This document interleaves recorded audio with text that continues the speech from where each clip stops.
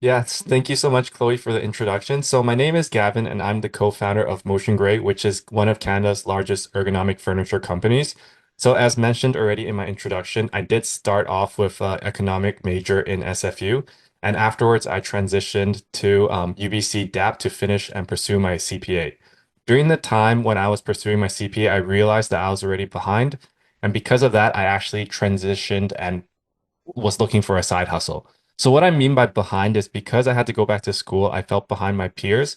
And I know that we shouldn't compare with other individuals, but me personally, I felt like I was behind. So that's why I had to earn some extra income pursuing a side hustle. And then it was kind of like worst case scenario. If my side hustle does okay, then I will do that. If not, I'll just pursue my CPA. So that's kind of my mindset at that time. And that was my quick introduction. Coming from an economics background, what actually motivated you to explore the industry beyond your inertial field to study? Yeah. And were there any specific experience during your time at university that sparked your interest in your when starting your own business? Yeah. So I think university is very good because it teaches you how to learn. So the problem with me was that when I went to university, I went for a major that wasn't necessarily very good at getting jobs. So if you were to go to university, let's say for like lawyers, doctors, even accountants, you're pretty much guaranteed a certain type of level of job. But in economy, as a econ major, it's very difficult because it's not a finance major, and at the same time, Vancouver doesn't have the economic market to have and offer a lot of financial roles. So having said that, I had to transition to side hustle because of the fact that it was very difficult for me to find a job. So the funniest thing is it wasn't because I chose it. I think it's because I had to get a side hustle or else it was very difficult for me. Having said that, I think one of the hardest things about university is that they expect you to know what you want to do at 18 years old. And when I picked economics at 18 years old, I had no idea what it was. And then afterwards, when I finished it, I didn't even know what kind of jobs economics could get. And it's only afterwards that people told me that accounting is probably a bit better to find a CPA job because there's much more in Vancouver. So at that moment, when I graduated, I realized like I might have spent a lot of time not knowing what I was going to do. And I was in a very tough position after graduation. Yeah, I guess a lot of students nowadays are having the same issue as well because people keep on telling, for example, our parents are telling us, oh, you have to find a job and you have to get some certificate, but maybe this is not what you actually want, and maybe you are still on your way to find your future career. So actually, what is the biggest challenge when you shift to different industry, such as getting involved into the Amazon FBA? Yeah. So I think the biggest difficulty, which I think a lot of people will have, is the fear of failure. So I know it's very generic for people to say that, but fear of failure means the fear of, let's say, I wasted 4 years going to university at SFU. That's part of it. The other half is doing something that I'm totally not knowing what's going to happen and potentially losing a lot of money pursuing that. And also the fear of not knowing if you're going down the right path. So I think those were all the things that were going through my mind, essentially worrying that people might think that, oh, like Gavin's going through an entrepreneurial dream right now, and he might spend, let's say, 2, 3 years pursuing it with no results, which could be very demoralizing because my other friends would have already gotten promotions or, let's say, have gotten a steady income throughout those years. So that was, I would say, the hardest part of diving into entrepreneurship.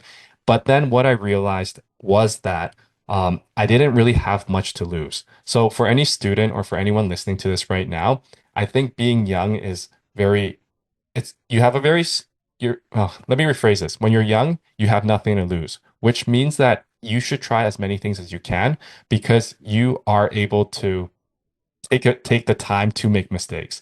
So at 23 years old, I realized that worst case scenario, if I do pursue an entrepreneurial journey, worst case scenario is I lose a couple $1,000s, which I can always make back.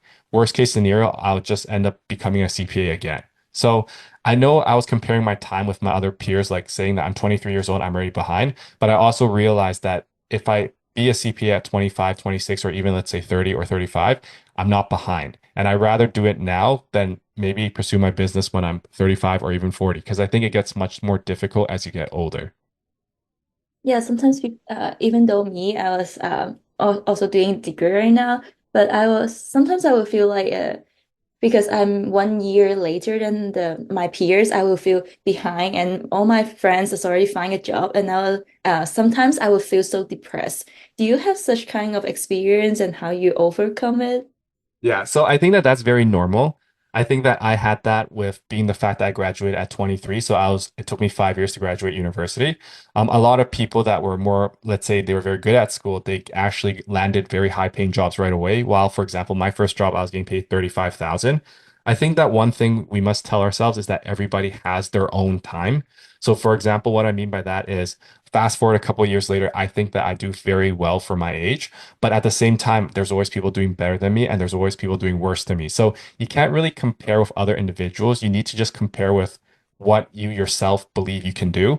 So I think the worst feeling is knowing that you're not in the position you can be because you yourself were not motivated or you kind of like were lazy. So I don't like back then I would compare a lot with other people, but now it's more about my internal comparisons. And I think that that makes me feel much better because it doesn't make me envious or jealous of other individuals. Yeah, as I guess a lot of students have to learn from this as well because now we are living in a really competitive environment, and everyone, even in university, the grading system sometimes is have net you to compete with people. So that's why a lot of students, when they graduate, they will feel like, oh, I want to compete with them, and I want to have a better salary other than others. So. Well, I just now you mentioned this is the reason why because you don't know what you do at the very beginning. That's why you chanced to start your own business. So, what is the motivation to chance it to the Amazon FBA? Can you tell me your story? How you discover it?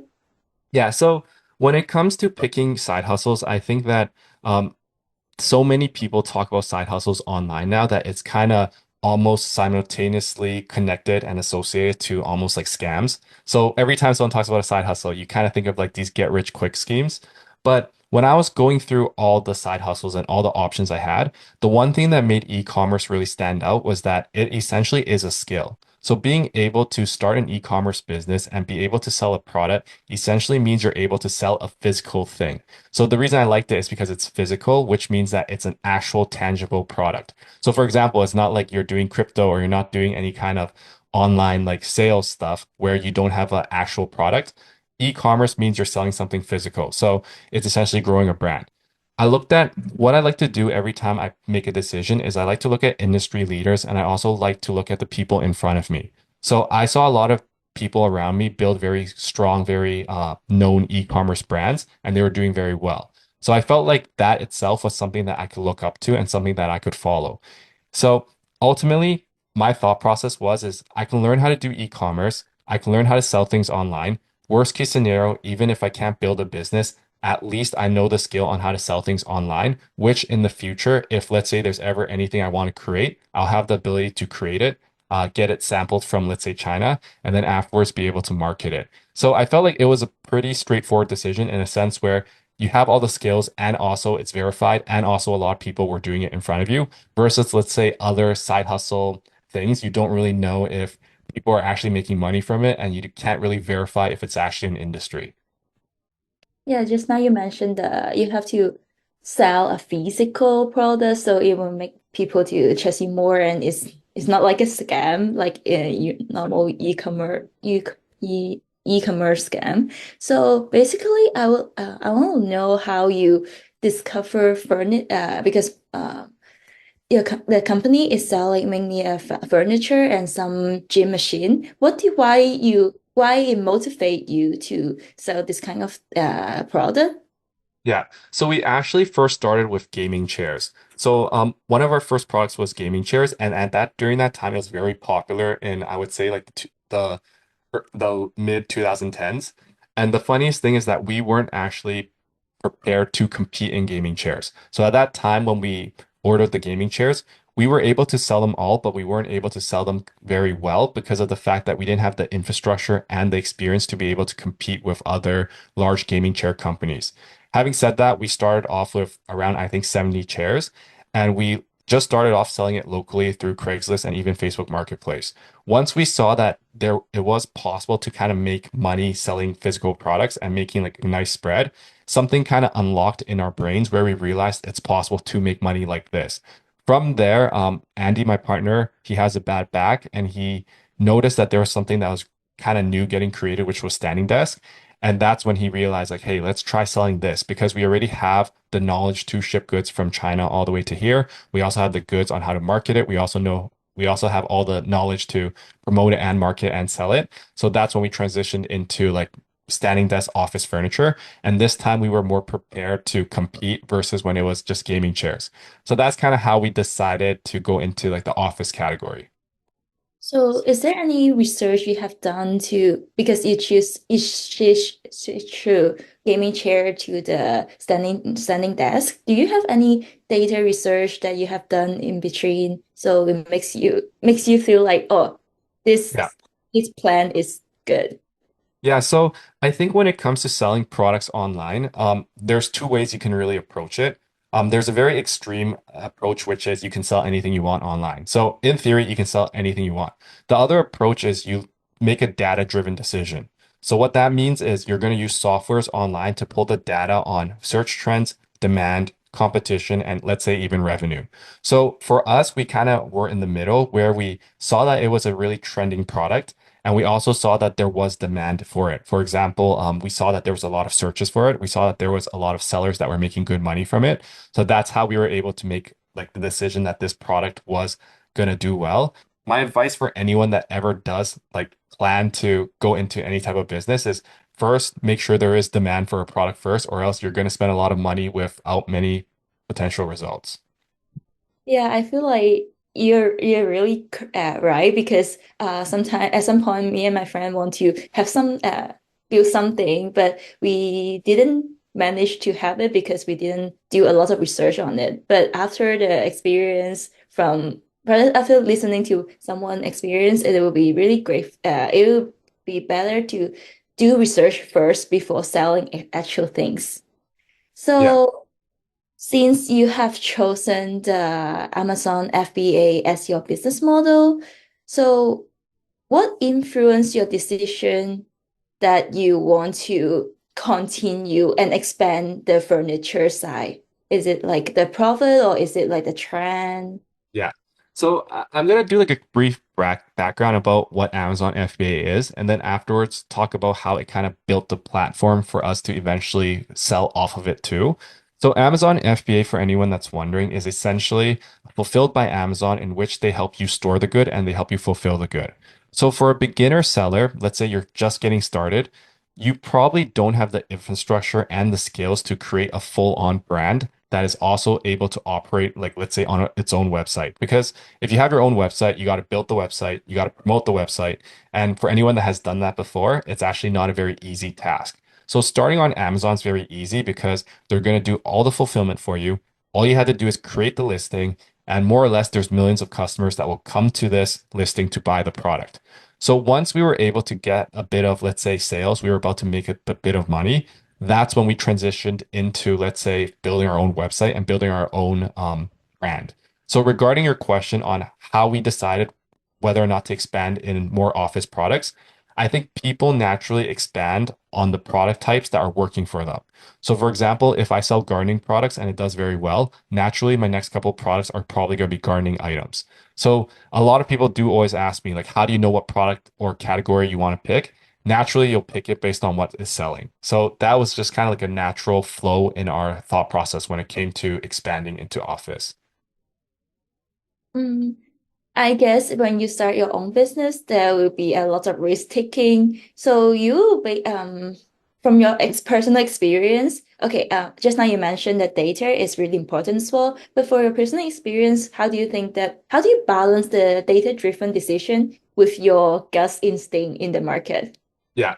So I always tell like people that so I do consult in a sense where people have hired me to help them with starting a business and picking the products. And I always tell them, and I always am very transparent that nobody in this world can guarantee you a product's going to work and it's going to do well. If I could guarantee you a product's going to do well every single time I launch a product, I would be making like multi millions like every year because I'll just be launching products left and right.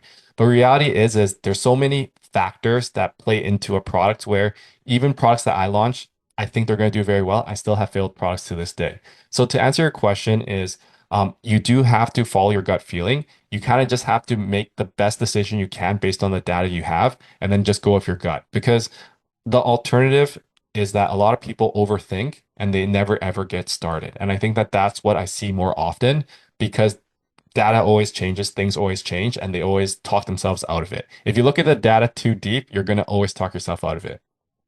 Yeah, I guess being an entrepreneur is the first thing, have to be a risk taker. Otherwise, you cannot do anything like you worry too much and you cannot really make profit on it.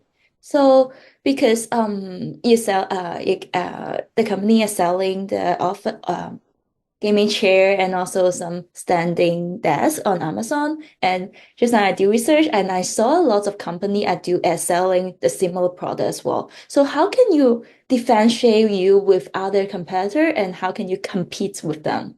Yeah. So for us, actually, we spent a lot of money and a lot of time really growing our brand. And so, for example, we're not just on Amazon anymore, and we actually do more sales off of Amazon now. So our website actually is stronger than our Amazon sales.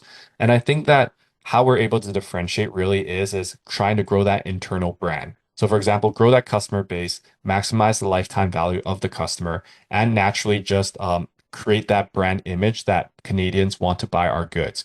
So I think being able to focus on Canada primarily, and then we also do some in the US, it helps because we are more of like a household name now in Canada. So for example, we sold over 400,000 goods over the years. So we like to think of it as we serve maybe one Canadian out of every 100 because there's, let's say, 30 something million Canadians. So I think naturally over time, people recognize our products. People like our products, so they keep buying from us. Another thing too is that we do spend a lot of time differentiating our products too, trying to make it better, make it look a bit better, work a bit better, or just offer more value in the offerings we have.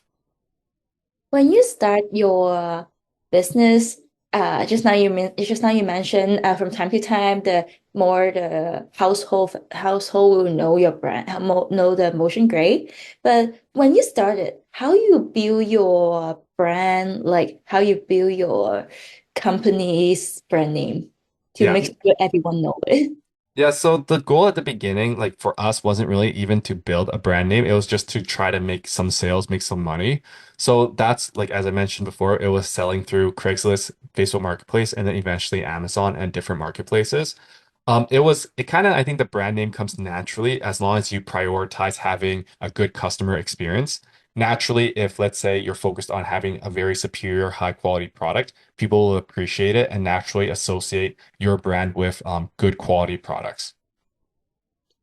So how do you evaluate or manage any risk when you're facing a significant business decision, for example, launching the standing desk line? Yeah. So for me, I what I've always thought about when it comes to risk management is I look at the pros and I look at the cons and I look at the very extreme, I guess, sides. So I can't really think of really. So for me, maybe my risk tolerance is a bit more high now, but like I can't think of the last moment where I felt like I had to make a jump for a decision. I think my biggest jump was when I transitioned into when I dropped out of the CPA school.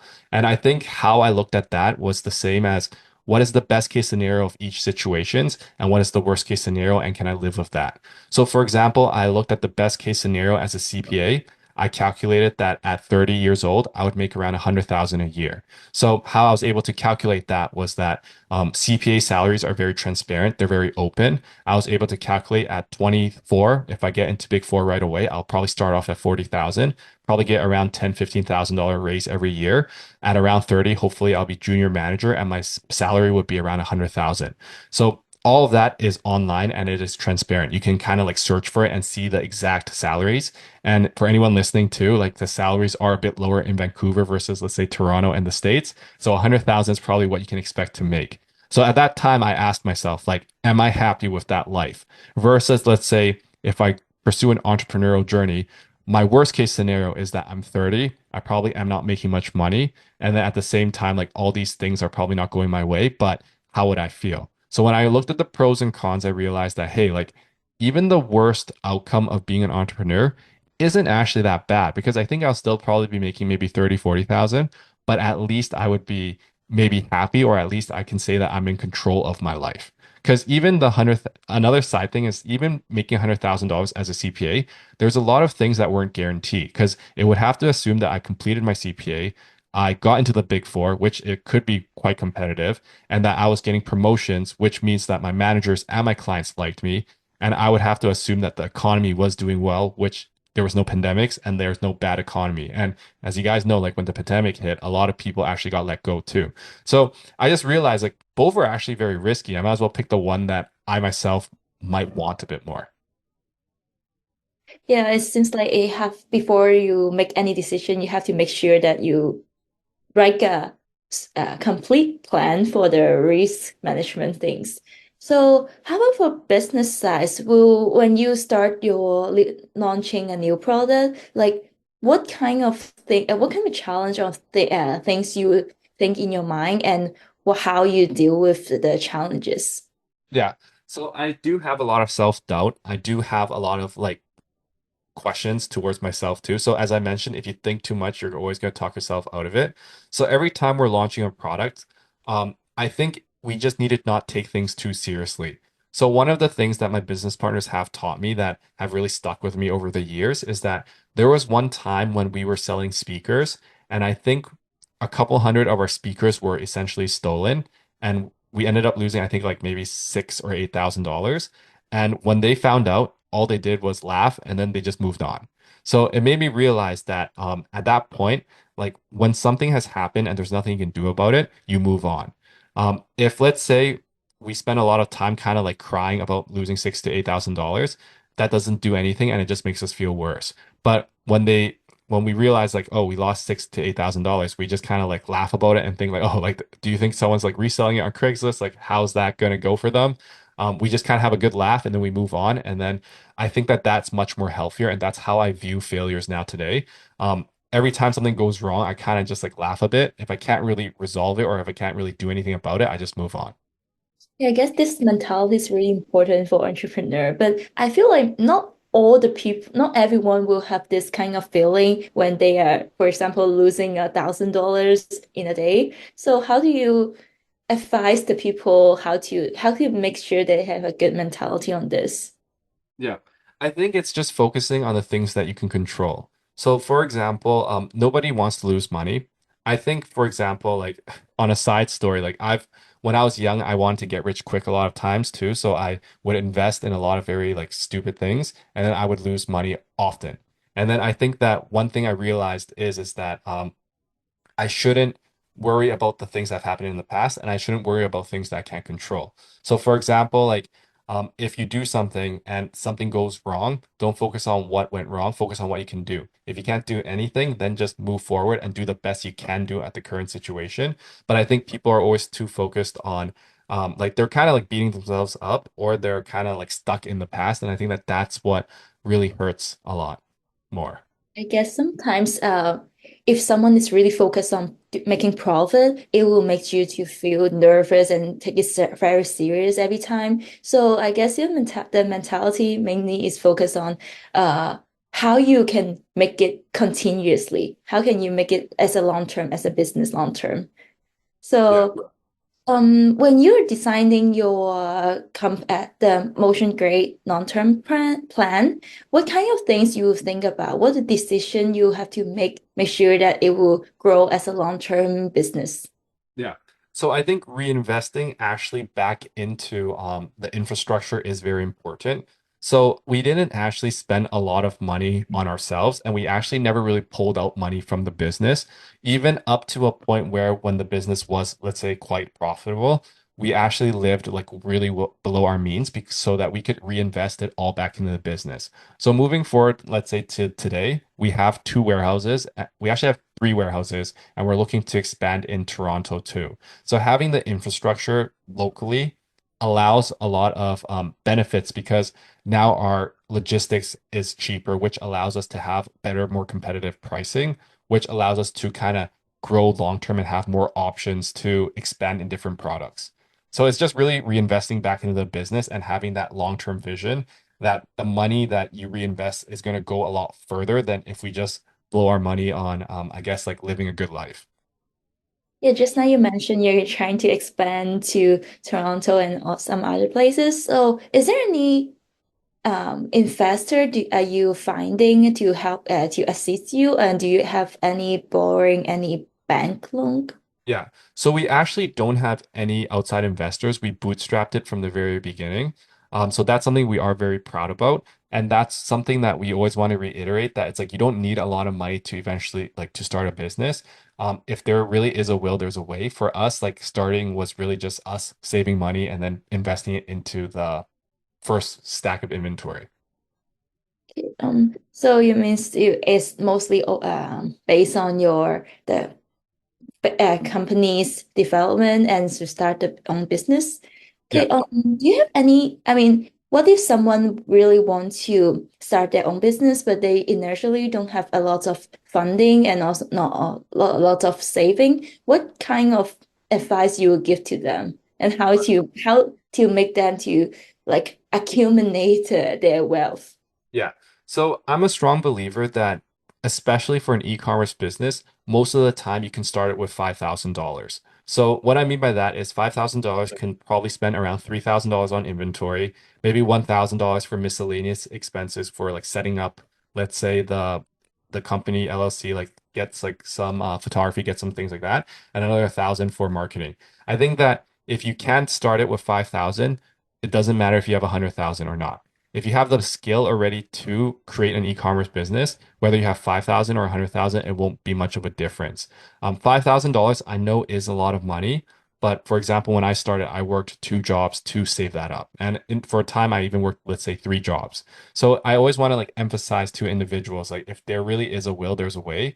I think that people that kind of expect to borrow money to start a business, I don't like that business model because it adds a lot of stress to your life. Because first, it's like you're gonna have to pay back interest, and second, depending on who you borrowed it from, you could potentially ruin that relationship, whether it's family.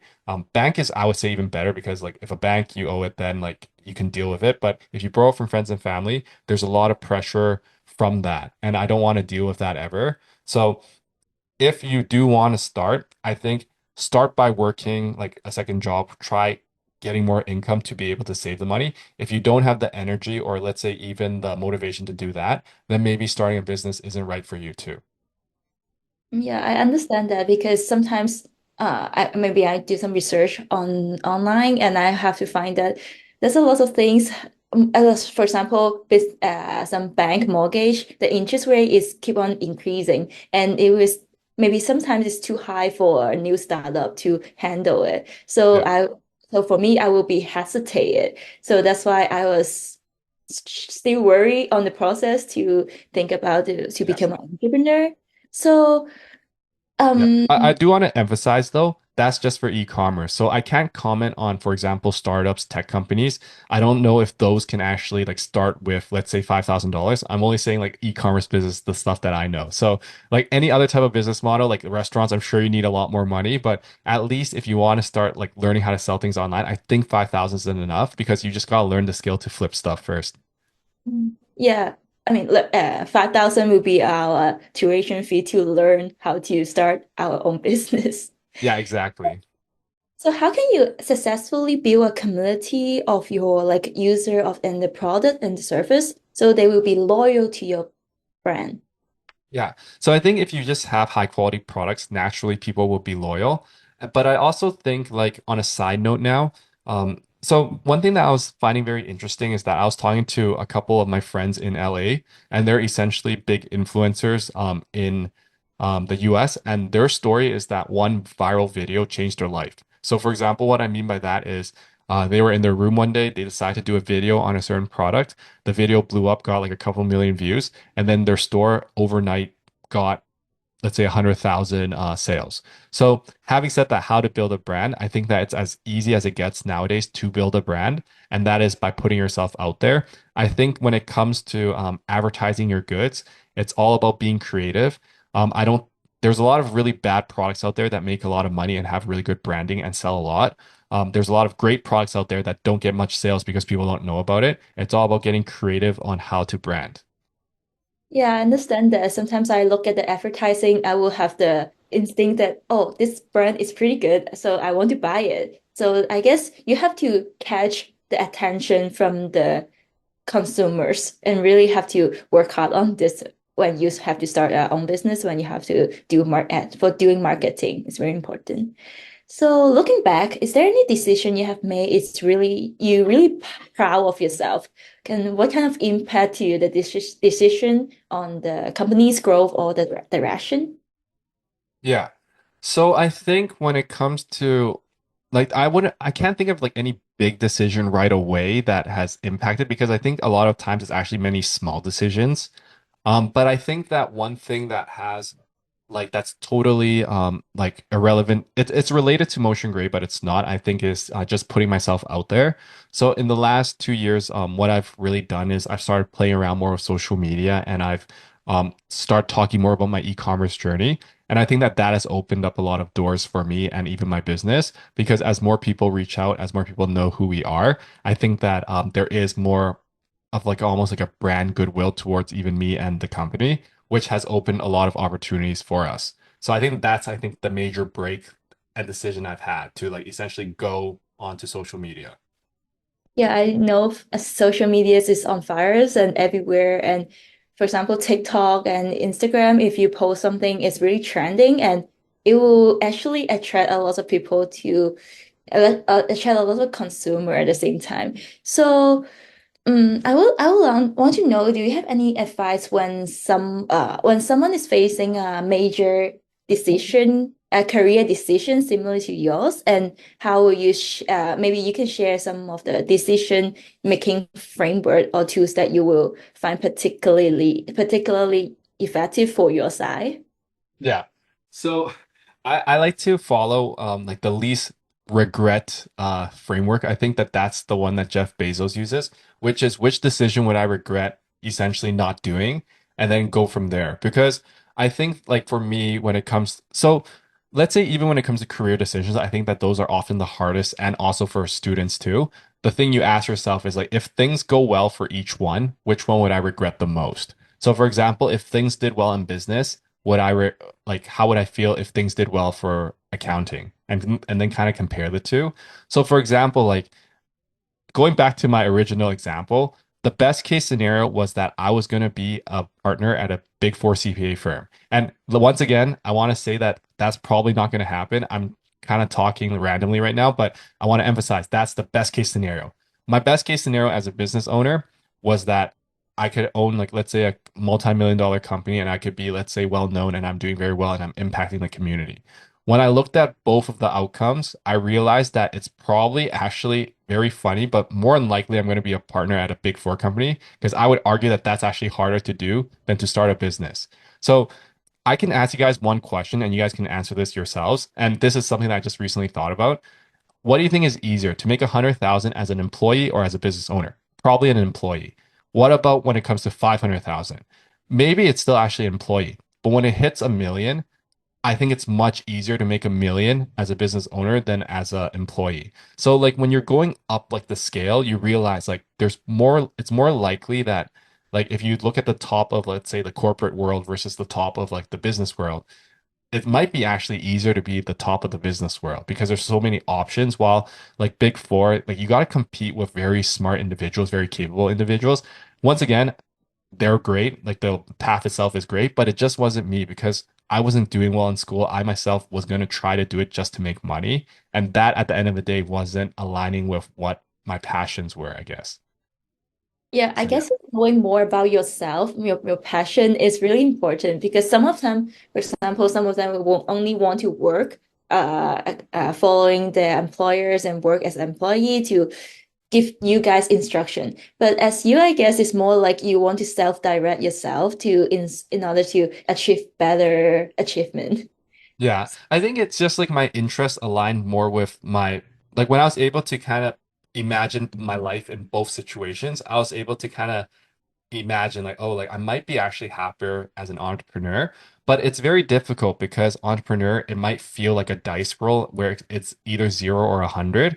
And let's say for the career, it feels like worst case scenario, you're at least at 50 because like you're guaranteed like an income, you're guaranteed a very like stable life. But then I also asked myself, like, would I be happy with that? And in that situation, like I wasn't because I felt like I was young, I could like take the risk. But once again, like as I get older, my view also changes a bit. I can guarantee you guys right now that if I graduate university and I landed, let's say, a high paying job right away, I probably wouldn't have started a business, but it was because I didn't have that option. So I would say that I didn't have the luxury of getting a high paying job right away. So I was forced to kind of find my way. I mean, at the same time, you're also really lucky to find your partner to work on Motion Gray with you together. Yeah. But do you have any when the time when you have a conflict with your partner, how will you handle it and resolve it in your journey? Yeah, so funny thing is we've never actually got any conflicts before. And I think that's what is very important when it comes to picking the right partners. So the thing that I really appreciate about Andy and Alex is that they're very, very smart, very, very capable, but they don't have egos. So what I mean by that is they're very respectful of my ideas, even if my ideas aren't good. So a lot of times, like when it comes to, let's say, like conflicts where I might want to do something and they might want to do something that's a bit different, if I'm very adamant on wanting to do it, they respect me enough to understand that I'm smart enough to make a decision. And if I do a wrong decision, they won't make me feel bad about it. They'll just let me know like, oh, like that's fine, let's move on. So I think when it comes to like small decisions, like if we disagree on something, we might try a different thing, and if it doesn't work, we pivot really quickly. But we don't have egos, and we really acknowledge and hear each other out. So we've never actually had conflicts before. Yeah, I guess starting a business is really important to find a good partner, and it's like you guys are really on the same page. That's why you guys have no much conflict together, and you can make sure the business can continue really well. Yeah, exactly. So yeah, that's all my question for today. So I want to know, is there any participant want to have any question? Here's a Q&A session. You can feel free to ask anything in the chat box. Yeah. So, Gavin, I have a question. You're such a great inspiration. So I truly appreciate your sharing. I just wanted to ask what kind of a book you're reading, or do you have any mentors during your journey in last this many years? Yeah. So I've had many mentors. So I guess like one of my mentors, for example, was my CEO at Bench Accounting. So he was like 30 under 30 Forbes. His mentor is actually like Shopify's CEO, so like is a billionaire. Like he's very successful. Like for him, I was talking to him about entrepreneurship. So he's the one that actually gave me a lot of inspiration when it came to deciding whether or not to be an entrepreneur. Once I got into e-commerce, I had different mentors based off of like the phase of life I was currently in. The one thing that I realized as an entrepreneur is that people are very open to mentoring other entrepreneurs. So what I mean by that is it's almost like a special power where if you start your own business, you're able to connect with other business owners on almost like a peer level. So on a side note, what I realized is kind of like a superpower is that there almost is a level of respect among all entrepreneurs. So whether you own like say $1 billion company or like $1 million company or even you're just getting started, you can connect with other entrepreneurs on very similar topics. So having said that, like that's kind of what I do. Like I always reach out to people if I want to talk to them, if I want to get to know them.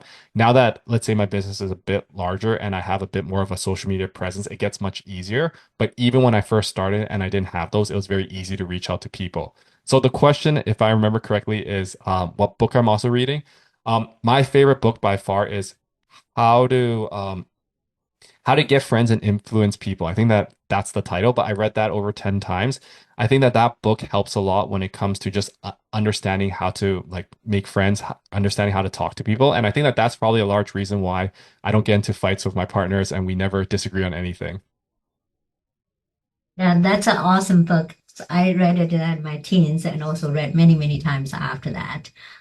Truly helped Dale Carnegie's. And there's another great book, I think for your organization, you will love it. It's called Good to Great Yeah. by James Collins. Yeah, I think maybe you and your partner already discussing, already reading it, because that's truly helping any organization to have the social impact at the same time also long lasting as an organization. I truly learn a lot because our Vision to Reality Foundation is my personal passion project. And this growing like a crazy right now, and we're hoping to grow better in the future. So if in the future we're hoping you can be more chance to either in person to be the panels and to share your experience with other young people like yourself, because we work with 7 universities right now, and many times they asking us to go there to share experience. And do you are you okay to in the future if some university big get together, they need somebody to share? So you probably already done that in the past, and I think. Yeah. I think that I appreciate it, and I also like thank you so much for inviting me. It really just depends on the schedule, honestly. Like if I have the time, I would love to make it. It really is just a schedule thing at this point. I have a last question. How you balance your work, personal life, business, recreation, fun, like hobbies and Yeah. friends and families. And that's, I believe, for many young people in the beginning, also one of the stop sign for them to start entrepreneur because they feel they have tons of life I want to enjoy. I don't want to give up none of them when I'm young. Yeah, so the thing that really sucks, like I'm gonna answer like I think something that is not people like to hear, but I work a lot and I don't have many hobbies. And the reason why is because what I've noticed oftentimes is that if something does well and you kind of so okay, the first thing is the concept of do you find something you love to do? So I've noticed for myself, I like to do what I'm good at. And I think a lot of people will realize the same thing. So if you're good at something, you're going to like doing it. And naturally, as you like to do it, you're going to spend more time on it. So, for example, when it came to our business, um, we like the people we're working with. We're also making good money. Naturally, you're going to want to spend more time like building the business. So naturally, like for example, in my spare time, let's say on the weekends, I'm probably working too, but my work will be different types of work. So what I realize is among the all the tasks that I have to do, there's certain work that I like to do a bit more that might not actually return as much. So I'll do those on the weekend. So I actually don't have many hobbies, and I was just actually reflecting on it the other day that I don't have any things that I can tell people I like to do. Naturally, I think that those will come, but I would also argue that I rather like have like a I feel like if you work harder now, you don't have to work as hard in the future. And I'm already at that phase in life where I feel much less pressured. And I think that in 10, 15 years, I'll be even more relaxed. But it's just that I choose to work. So I hope that that helps anyone that's interested in that question. You're doing something you're passionate. It's almost like a hobby because you're Yeah. having fun, you enjoy and excited to do every single day, right? So Yeah, that's exactly. exactly you're passionate. You feel the more you do it, the more you want to know, to learn, to grow, and it's a fun. It's so many people don't really understand why entrepreneur eventually people from outside they thinking they're workaholic, which is not true because they're just doing something, they're having fun. And just Yeah. like Warren Buffett, and he doesn't need to make another dollar Yeah. for his business, but he's still every single day reading those financial reports and looking for the company he wants to investing money. It's becoming part of a fun for him. Yeah. That's what Yeah. I truly believe. Yeah. Yeah, I think like it's a really a balance because for example, when I don't work and I spend too much time, let's say doing other things, like let's say enjoying myself, I Mhm. might get anxious because I realize like, hey, there's so much stuff that I can improve on and I should be spending time working on those. But at the end of the day, it is a balance. You have to enjoy yourself and relax. Like we definitely do relax a lot, but at the same time, like when you like what you do, it doesn't ever feel like work. And I think that a lot of people think that they need to do something that is fun and also something that they uh can make money on. But reality is if you naturally get good at something, you'll like it, and then that can be your career. Yeah, that's exactly. You found your own strengths and then you're developing that, becoming a business, also making money. I mean, there's no more no, there's nothing else that can compare that kind of a combination and truly believe you're sharing. Thank you. Thank you so much. Yeah, thank you so much too, Winnie. I appreciate you. Yeah, so is there any more questions? You can take a time to ask Gavin about this. Hello. Hey Carlos, how are you doing? Yeah, it's all good. Thank you. Well, actually, I just had one question regarding the start point of your business. How do you manage the initial investment when you have an idea, when you want to start the business? Where did you get the initial investment to start that and those operations of your business? Yeah, so the startup capital was buying like the inventory, which to be very honest, oftentimes is flexible based on the amount you have. So for example, if you have more money, you'll buy more inventory. If you have less, you'll buy less. But our money was really just saved up by like us working our part-time jobs.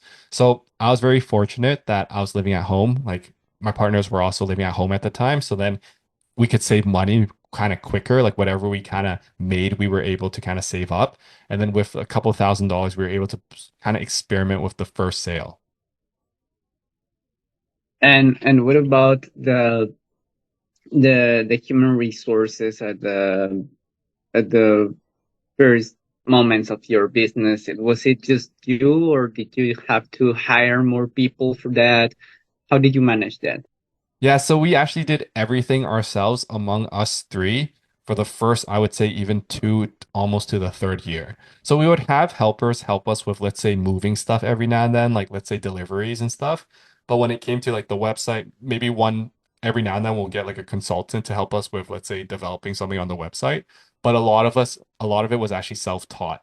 And that actually leads to another point where I think at the beginning of like a business, you probably want to learn everything because if you learn everything, you know whether or not you're getting taken advantage of. Because I think a lot of times people outsource and they hire. And the problem with that is that, let's say if someone builds your website, you don't know whether or not they're doing a good job. And on top of that, you don't know if you're getting taken advantage of or not because they can tell you that it costs an X amount of money because of X reasons. And you can't verify it because you have no prior experience in website development.